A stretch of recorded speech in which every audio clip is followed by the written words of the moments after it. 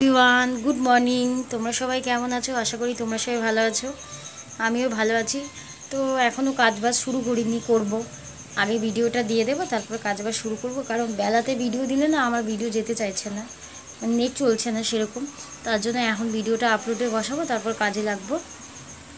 আর তোমরা যারা আমার ভিডিওটা দেখছো প্লিজ আমার চ্যানেলটিকে সাবস্ক্রাইব করে দিও।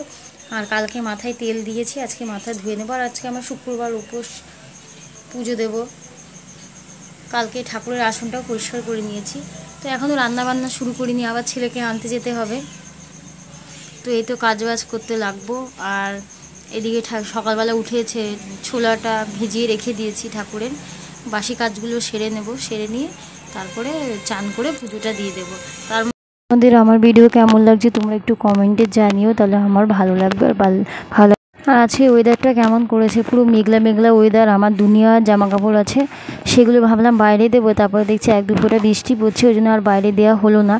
তো এটা হচ্ছে আজকের ভিডিও। আর কালকে না ঠাকুরের আসনটা পরিষ্কার করেছি, তো পুজো দিয়েছি। আর কালকে লক্ষ্মীবার ছিল, মানে ঠাকুরের আমার মানে যেমনি আমি চাদর চেঞ্জ করি, সেমনি আমার ঠাকুরেরও যে কাপড় পাতা থাকে সেগুলো চেঞ্জ করে করে গুছিয়ে বাগিয়ে রাখতে আমার খুব ভালো লাগে, ঠাকুরের পরিষ্কার রাখতে। তো এদিকে আমি এই সিংহাসনের যে কাপড়গুলো ছিল ওগুলো ভালো করে পরিষ্কার করে নিয়ে পুজোটা দিয়ে নিয়েছি। আর এদিকে যত কাপড় ছিল ঠাকুরের, তো সেগুলো সব ধুয়ে ধুয়ে বাইরেই মেলে দিয়েছি। আজকে ঠাকুরের কাপড়গুলো কেচে নিয়েছি। আর আজকে ছেলের যোগা ক্লাস আছে, তো বাবাই নিয়ে গেছিলো, আমি আর যাইনি, ইচ্ছা করছিল না, তো বাবাই নিয়ে গেছে। আর আমি যেহেতু স্কুল নিয়ে গেছিলাম আজকে, তোর বাবাই নিয়ে গেছিলো যোগা ক্লাসে। তো ঘুম থেকে উঠছিল না কিছুতেই, তারপরে উঠিয়ে তারপর ওকে নিয়ে গেল যোগা ক্লাসে। আমি আবার আনার সময় যাব আনতে, তো এটাই। আর বাবা চুপ বেরিয়ে গেল। তো আমার 4টের সময় ভাত খাওয়া হয়েছে, 4টের সময় ভাত খেয়ে তারপর ছেলে ঘুমিয়ে গেছিলো স্কুল।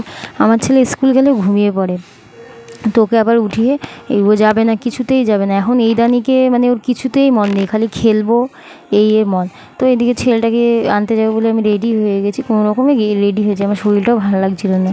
তো যোগা ক্লাস থেকে এসে আমি বলি চল বাবা একটু কিছু খেতে ইচ্ছা করছে, চল তুই আর আমি যাই। তো আমি আর ব্যাটা মিলে গেছি, আর নিয়েও হয়ে গেছে। নিয়ে এবার বাড়ির দিকে যাচ্ছি। তো আগে যেখানে পড়তো ম্যামের সাথে দেখা হয়েছিল, তো কথা বলছিল। আর ও বলছে টিউশন পড়বি তুই, ও চলে গেছে, তাই আমি চল। তো এদিকে আমি আরও হেঁটে হেঁটে যাচ্ছি, আরও বকে বকে যাচ্ছে, মাম্মি এটা কি, ওটা কি, সেটা কি। এদিকে ড্রেন দেখবে, ড্রেন দাঁড়িয়ে, আমরাও ছোটোবেলায় তাই করতাম, ড্রেনে বেশি জল থাকলে এরকম হুঁকি মেরে দেখতাম। ও দেখছে। আর মেঘলাটা মেঘলা আকাশ, ভালো লাগছে দেখতে বেশ আকাশটা, মেঘলা মেঘলা। আর আমাদের এখানে একটা মাঠের মতো আছে, জঙ্গল, মাঝখানে রাস্তা, তো এই জায়গাটা দিয়ে যেতে খুব ভালো লাগে। মানে ওখান থেকে আকাশটা ভালোও দেখা যায়। আর আমাদের বাড়ির সামনে তো গাছপালা, আকাশ আর দেখা যায় না। তো এদিকে এই জিনিসগুলো নিয়ে বিকালে আমি আর ছেলে মিলে একটু বাইরেটায় বসে একটু খাচ্ছি। আর এই বাইরেটা একটু বিকাল হলে বসি, ভালো লাগে।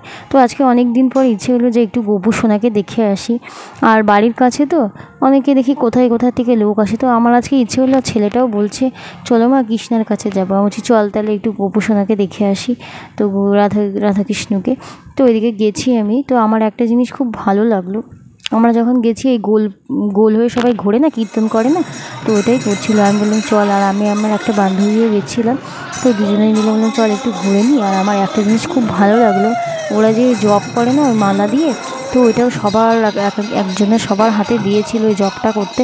তো আমি একজনকে জিজ্ঞেস করলাম যে আমি তো নিরামিষাশী নই, তো আমি নিতে পারবো? বলছে হ্যাঁ এটা সবাই নিতে পারবে। তো করেছি, আমার খুব ভালো লেগেছে।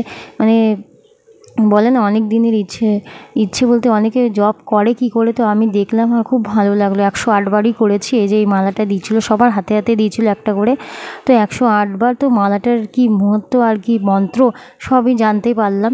তো আমি পড়ে নিয়েছি, পড়া হয়ে গেছে। তো এই সবাই এবার নিয়ে নিচ্ছে, মানে সবাইকে দিয়েছে। আর এটা খুব ভালো লাগলো, আগে কিন্তু এটা ছিল না। তো যারা কৃষ্ণ ভক্ত হতো তাদেরকেই দিত, তা এখন দেখি সবাইকেই দেয়। তো এই মালাগুলো আবার নিয়েও নিল। তারপরে একটু প্রসাদ দিচ্ছিলো বাইরে, প্রসাদও খেয়ে নিলাম। আর প্রসাদটা বেশ। তো এদিকে প্রসাদটা দিল, আর আগে স্নান জল বলেন ওটা দিয়ে তারপরে প্রসাদটা দিল। তো এদিকে প্রসাদ খাওয়ার পর খিচুড়ি প্রসাদও দিয়েছিল, লাস্টে খিচুড়ি প্রসাদটাও নিয়ে নিয়েছি। তো এদিকে এই প্রসাদটা ওই তো ভোগ বলেন ওটাই দিয়েছিল, এই যে চাল দিয়ে তারপরে প্রসাদটা দেয়, ওটা ইস্কনের নিয়ম নাকি।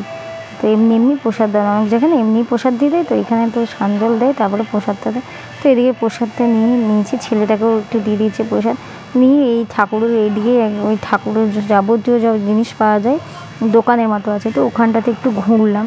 আর জিনিস ঠাকুরের মানে আমার গোপালের জিনিস দেখতে খুব ভালো লাগে, ছোট ছোট জিনিস তো আমার খুব ভালো লাগে দেখতে। মানে আমিও নিই, আমিও এরকম ছোটো জামা কাপড় পরাই, যে ইয়ে করাই। তা এইগুলো হচ্ছে ড্রেস, গোপী ড্রেস, যারা পরতে ইচ্ছুক তারা ওখান থেকে নিয়ে নিতে পারো। আর এখানে দুনিয়ার যাবতীয় ঠাকুরের সমস্ত কিছু ঠাকুরের জিনিস, তো গীতা ফিতা বই ঠই। আর আমার ইস্কনের ভাল লাগে ঘিটা ভাল লাগে, ইস্কনের ঘি পুরো পিওর ঘি, এটা কোনো ভেজাল নেই। আর এইদিকে এই ছোটো ছোটো জামা প্যান্টগুলো গোপালের কি সুন্দর লাগছে, গোপুর জামা বেশ ভালো লাগছে আমারও। মানে এই ড্রেস দেখে মনে হয় যে আমিও গোপুর রাখি। তো আমি শুনেছি গোপু নিজের থেকেই আসে, কিনে নেয়। তো এই যে এখানে ছোটো ছোটো গোপু রাখা আছে, আর কত সুন্দর লাগছে দেখতে। এই যে সমস্ত রকমের সাইজ তোমরা পাবে। কেমন লাগলো তোমরা জানিও, আর ভালো লাগলে লাইক করে দিও, আর আমার পাশে